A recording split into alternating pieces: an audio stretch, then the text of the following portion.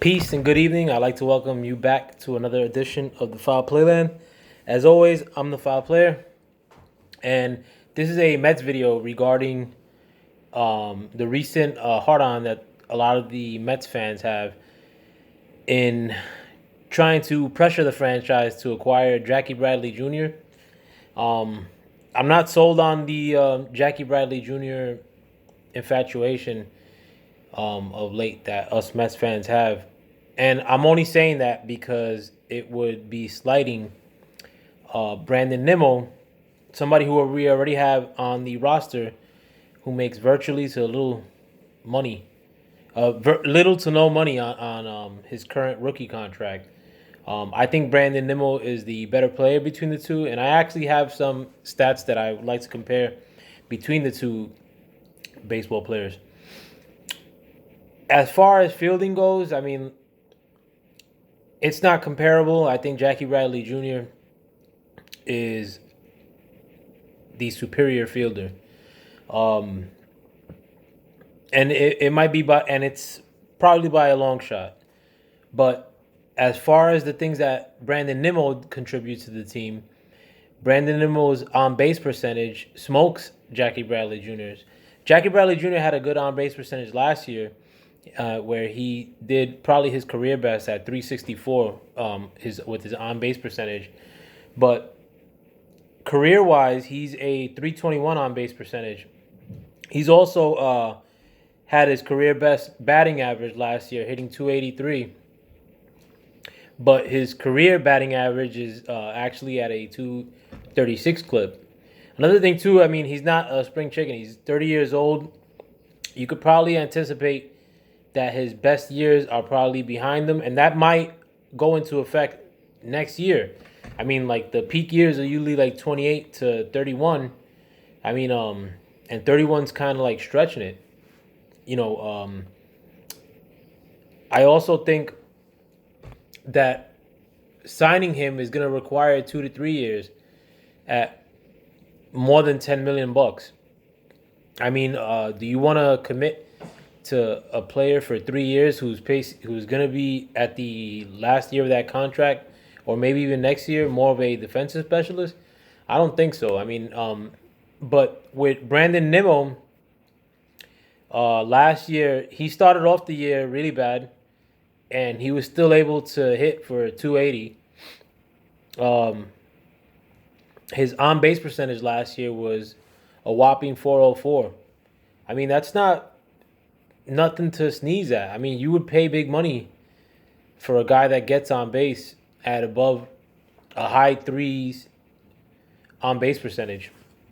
I mean, this guy averages career average for Brandon Nimmo is a 390 on base percentage. Last year he had a 404 on base percentage in spite of starting really bad. And in spite of starting really bad last year, Brandon Nimmo also was getting on base at a strong clip. And even when he wasn't getting on base, Brandon Nimmo was averaging like 6 pitches, 7 pitches in his at bats. And a lot of the at bats last year, he was getting down early, 0-2 and a 1-2 holes, and still able to draw, 6 or 7 pitches, and was still getting on base at a decent clip, in spite of not starting the year. Cat's scratching my carpet. In spite of not starting the year, hitting well.